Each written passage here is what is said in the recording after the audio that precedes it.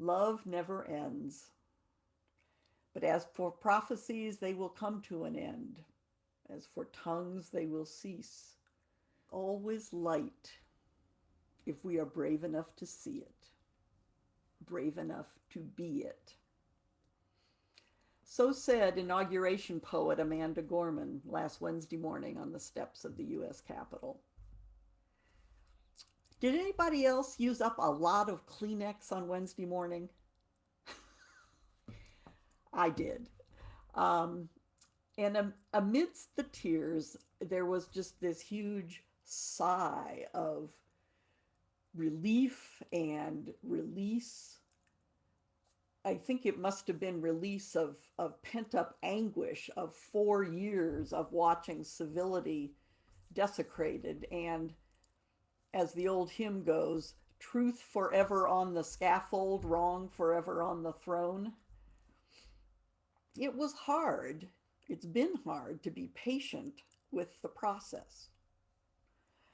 But democracy prevailed, and Wednesday truly felt like a new beginning, or rather a return to normal decency and competence in Washington. I don't think I'll ever take that for granted again. And now we have work to do, because though we are returning, it's not to the same world of 4 years ago. Now we have some inkling of the problems that exist for the other half of our country. Always, when some crisis has occurred and we are forced to confront the existence of a situation that we were blissfully unaware of before, we're called on to face it, to learn about it, to try to incorporate it into our worldview, and therefore work to make the world a better place. Let me give you some examples. When 9/11 happened, I can't have been the only American who was startled. I remember thinking to myself, why are they so mad at us? What did we do? Like, welcome to the world, Polly, right? I'd managed to live in my little bubble without paying much attention to what was going on in the Arabic world. But now we couldn't turn away. We had to look, we had to learn, we had to figure out what was going on and why it was having such a big impact on us. So, in typical College Heights fashion, we jumped in. We read Karen Armstrong's Battle for God. We had guest speakers like the author of The Muslim Next Door. Remember her? That was way back when Kimberly was here. And we talked about what it's like to grow up Muslim in this country, which most of us really had no inkling of. We invited, actually been here a couple times, Salah al-Bakri from the Shaheen Foundation in Belmont to come and be our Sunday morning speaker. We tried to shine the light of understanding on a complex and long-standing issue and incorporate it into our view of the world. There is always that light of understanding if we are brave enough to see it. Second example. In May of last year, when George Floyd was murdered and the Black Lives Matter movement rose up stronger than ever, we said, at least I said, I need to understand what's going on here. And so we started reading. In retrospect, it's sort of too bad we started with White Fragility, because I think it turned out to be the least useful of the many books in that genre. But nonetheless, we got into it. We delved into how to not have that situation occur in San Mateo. We got acquainted with the police chief. Mo connected him with an MBSR trainer so that our police hopefully will never have to have a situation like we have seen replicated in other cities around this country. And we've really tried to look at the question of what does it mean to grow up Black in America today. Portia and Terry have been incredibly gracious answering questions that are simply naive only because we really hadn't looked hard at that issue before. But the light of understanding, even on a complex issue of long standing, always brings some benefit, some result. There is always light if we are brave enough to see it. And now, after 4 years of MAGA rallies and 74 million people who thought it was a good idea to vote for Trump a second time, after they already knew what he was like as president, and then January 6th, I find myself once more asking, why are they so mad? There's a lot going on in this country that I only have the barest inkling of, and not really much understanding beyond that. But once more, we are called on to learn, to listen, to try to understand, to broaden our worldview, to take in the challenges that exist for other people. We can't turn away. Trump was only a symptom. Just because he's gone doesn't mean the disease is cured by any means. It's very challenging to imagine what life looks like to someone who is very different from you. And that's really what we're doing, is in each of these situations trying to put ourselves in somebody else's shoes whose worldview is simply very different. So I thought of a way to help us think about this or image it. So Peter's going to put up a slide for you. We're going to do a tiny little bit of geometry this morning, and I promise it's not going to hurt. Oh, there it is. Okay. So what is this? This is a picture of a solid cylinder that is labeled truth, and different lights shining on this solid cylinder and projecting on the walls, the blue wall and the yellow wall. Well, the projections are clearly very different. You project from one direction, you get a disc, a circle on the wall, and you turn the light, swing the light around 90 degrees and project again, and you get a rectangle. And the circle and the rectangle are really, really different. But they are both true, right? Both of them are true projections of that cylinder. They're just not the whole truth. And that's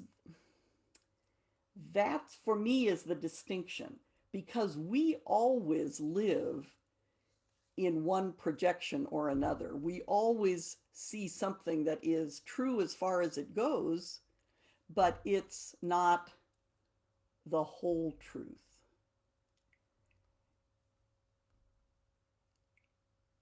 And so this is one way I think about the line from the scripture that we read this morning.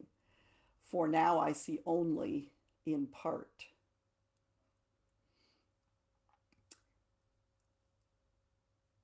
This graphic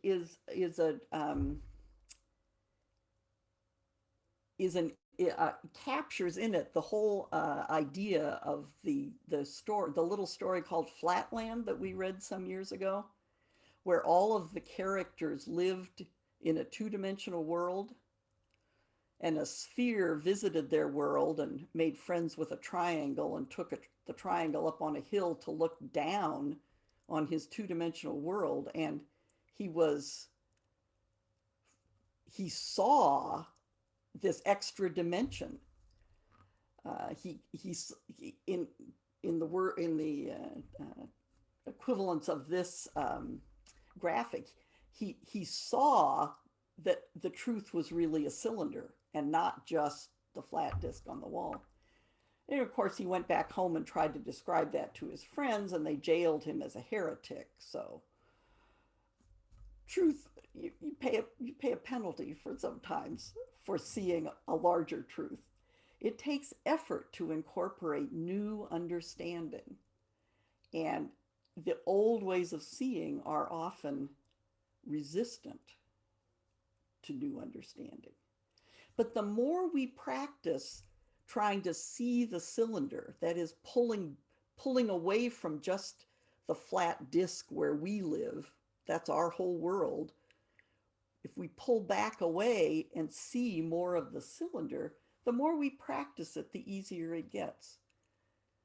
The key attitude to be able to do this is humility.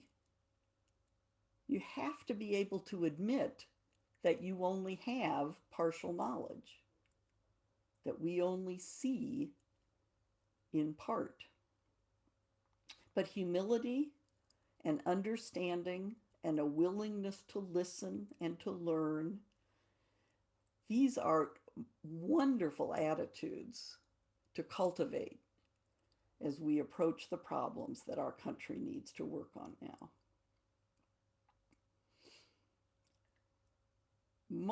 Most of the time when we read that passage from 1 Corinthians, now I know only in part, then I will know fully, even as I have been fully known. Most of the time when we read that, the word then refers to after we have died, right? When I die, I will understand completely. Or at least that's one very common interpretation. You can take this passage in any number of ways. But this graphic is actually a good illustration of my personal belief about what happens after we die. I think our whole world is like that disc on the wall. And when we die, our spirit moves literally into another dimension, a bigger dimension, one more. And now we see that our world was really just a part of all that is. I just offer that for your, in case that's of interest to you. Everybody has their own images about what will happen in that moment. But back to the task at hand, which is the renewal of America. I want to end by sharing a song with you. It came by way of my friend Kate Munger of Threshold Choir fame, because she knows the singer, Micah Hendler. He's the founder of the Jerusalem Youth Chorus for Palestinian and Israeli teens as a singing and dialogue project. Micah's song is America the Beautiful with some additional overlays.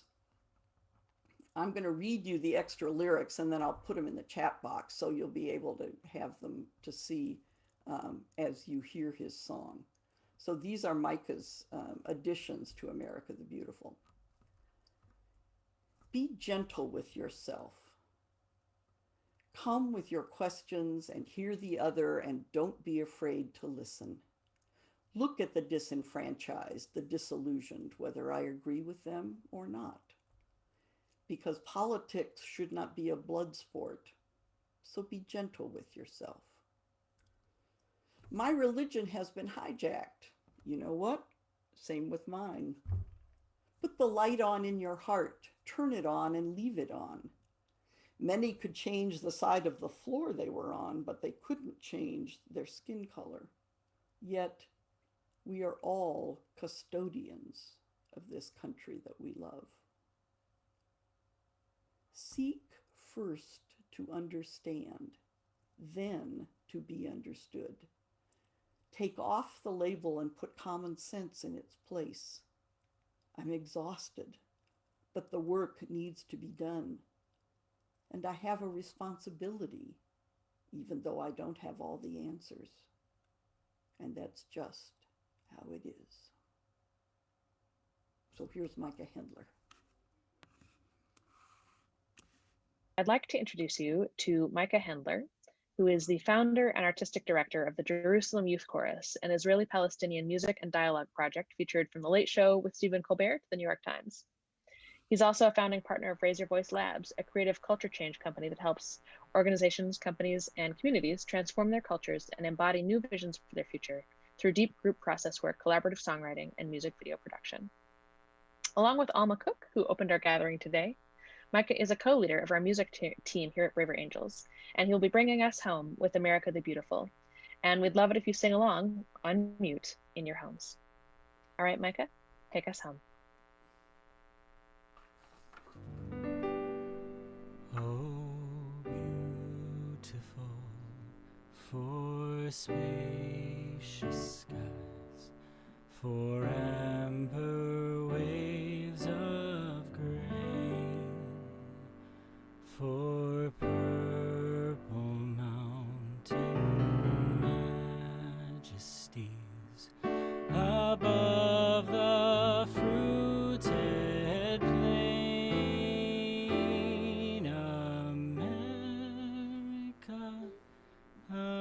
America,